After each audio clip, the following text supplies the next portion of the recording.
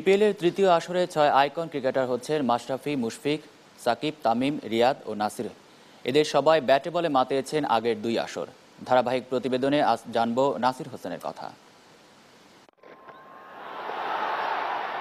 Mister finisher খ্যাত নাসির হোসেন ঘোষিত allrounder না হলেও ব্যাটে যেমন অবদান রাখেন তেমনি বোলিংয়ে খুব একটা কম যান না। সুযোগ পেলে এক হাত নিয়ে নেন ক্রিজে তার সামনে পড়া ব্যাটসম্যানদের।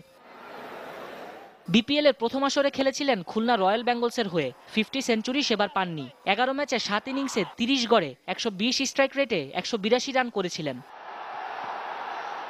বল হাতে নিয়েছিলেন 4 উইকেট।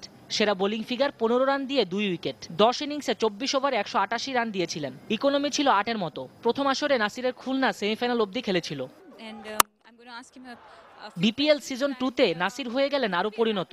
দল পাল্টে চলে গেলেন নিজের জন্মস্থান রংপুরে। আগের আসরে যা পারেননি সেটা বেশ ভালোভাবেই করে দেখালেন রংপুর রাইডার্সে এসে। বিপিএল এর টি-20 যুদ্ধে নবীন দল রংপুরের ভার বলতে গেলে নাসির আর শামসুর রহমান দুজন মিলেই সামলেছেন। ব্যাট হাতে নাসির 12 ম্যাচে 136 স্ট্রাইক রেটে 314 রান করেন। সেখানে গড় রান ছিল 31 করে। বোলিংয়ে সমান দুটি ছিল তার।